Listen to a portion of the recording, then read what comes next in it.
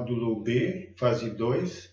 Meu nome é Sidney Bandeira, RU 1996447, do curso de Letras, Polo Uninter Uruguaiana. Vou entrevistar a professora Ana Luísa Lunques,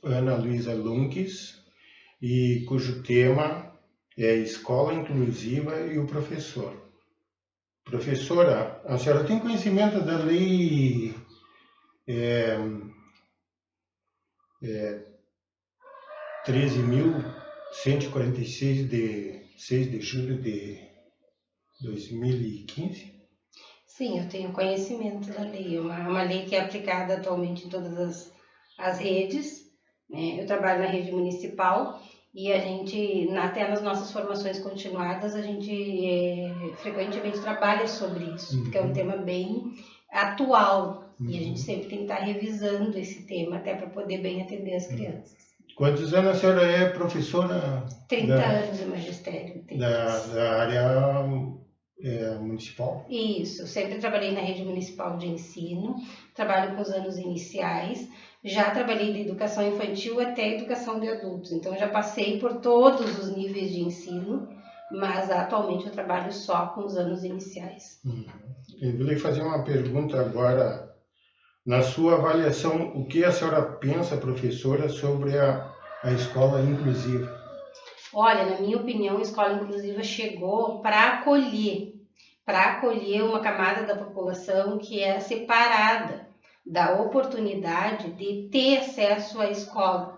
Essas crianças eram deixadas de lado, não eram recebidas, ou quando eram recebidas dentro da própria escola, eram segregadas em turmas, que eram chamadas turmas de classe especial.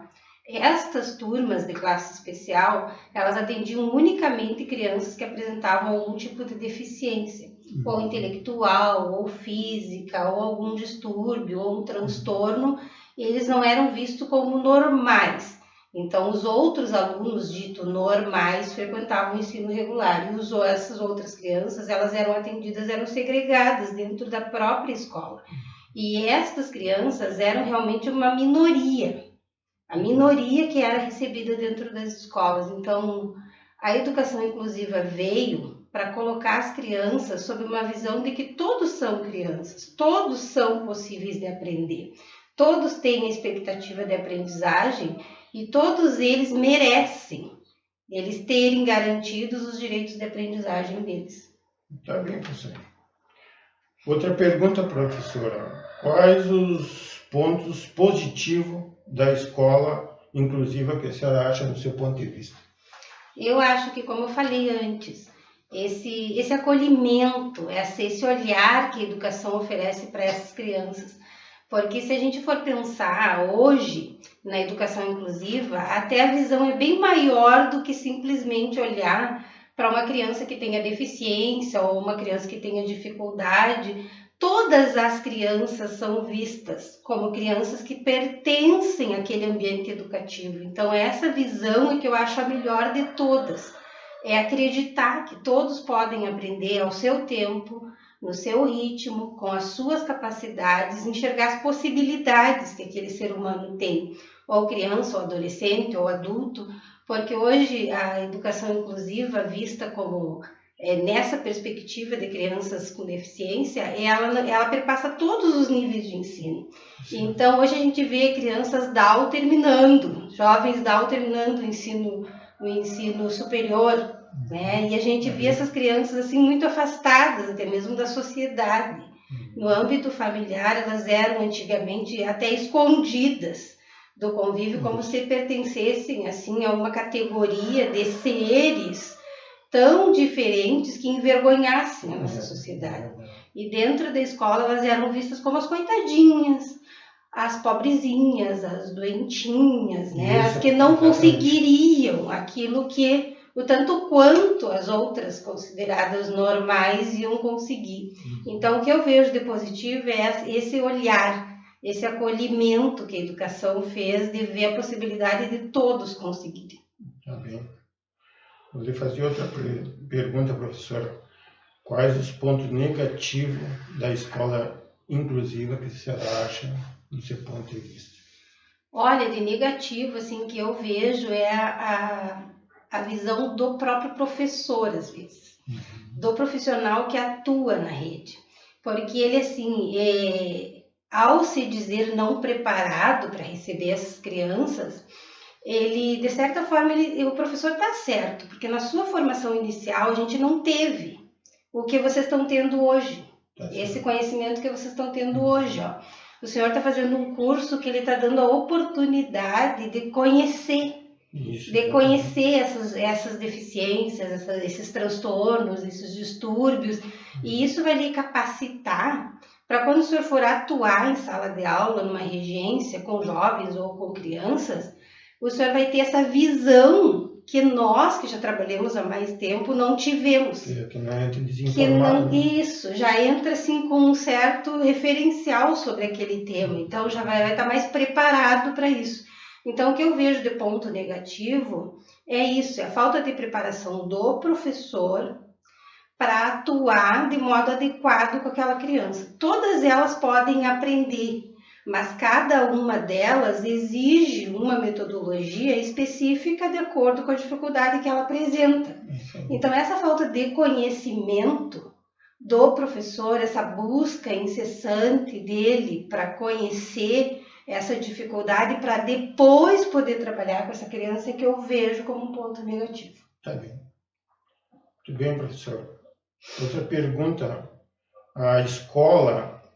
Não digo a escola que a senhora trabalha, talvez a escola do modo geral. Do modo geral, ou do município, ela está preparada para receber o aluno com deficiência? Se a gente for olhar, a verdade é que fica muito à mercê do próprio professor. Ainda a gente está muito longe de dizer que a escola tem essa capacitação. A gente ainda não tem isso. A gente deixa muito à mercê do professor. Então, tem uma frase que é muito repetida, assim, nos encontros que a gente faz, é que quando a gente recebe uma criança com deficiência, com dificuldade ou com altas habilidades, porque a gente também recebe crianças assim, a gente escuta muito assim, ó, agora o aluno é teu, agora o filho é teu, como assim, tu te vira, né? Tu vai descobrir como fazer. Isso, tu vai descobrir como fazer, assim, como um lavo a mão, né, para aquela situação ali. Então, o que eu vejo, assim, que falta para a escola é realmente a capacitação, é o conhecimento de equipe, porque o que eu vejo é muito do professor na sua sala de aula. Então, eu já nesses 30 anos que eu trabalhei, eu já atendi todos os diferentes tipos, vamos dizer assim, de deficiências. Eu só não atendi aluno cego até hoje, mas eu já tive todos os alunos, assim, com altas habilidades, com autismo, com Down, com deficiência física, mental, vários tipos de transtornos. Dislexia. É o que mais tem nas escolas, assim. E, infelizmente, a gente ainda conta com a falta de um laudo médico, por exemplo, que determine que aquela criança ali tem determinado distúrbio, para que a gente possa saber o caminho para conduzir a aprendizagem dela. Então, eu acho que a escola ainda não está preparada porque falta conhecimento da própria escola e toda a escola abraçar aquela criança, não só o professor na sala de aula. Ainda fica muito à mercê do professor. E às vezes a gente escuta assim de alguns pais: meu filho teve a sorte de ficar com aquele professor, porque aquele professor é bom. Tem simpatia por um, isso, por outro. O ano que vem eu quero que meu filho seja aluno daquela professora, porque aquela professora é muito boa. Então a gente fica muito à mercê desse. Parece que ainda dentro da educação existe ainda aquele favor,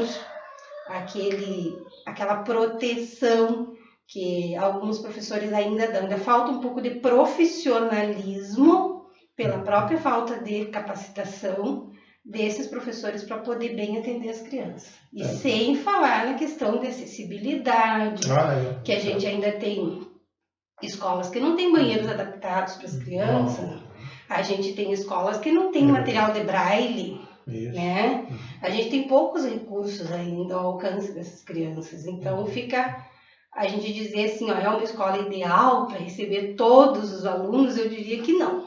Também. Que desconheço, assim, nesses 30 anos que eu trabalho, eu desconheço. Também. Uma escola que esteja totalmente. Professora, uma última pergunta. Como os alunos normais reagem quando tem um aluno com deficiência na mesma sala de aula? Pois é, o senhor sabe que esse é um Por exemplo, comentário... assim, um aluno com uma certa deficiência, junto com os normais, como que os normais reagem com aquele aluno deficiente? Pois é, o senhor sabe que essa é uma questão bem interessante, assim, de discutir, que é bom que o curso está trazendo esse debate, assim, para vocês que estão, né, se formando. A criança em si, ela é mais acolhedora que o adulto. Ela é muito mais acolhedora que o adulto.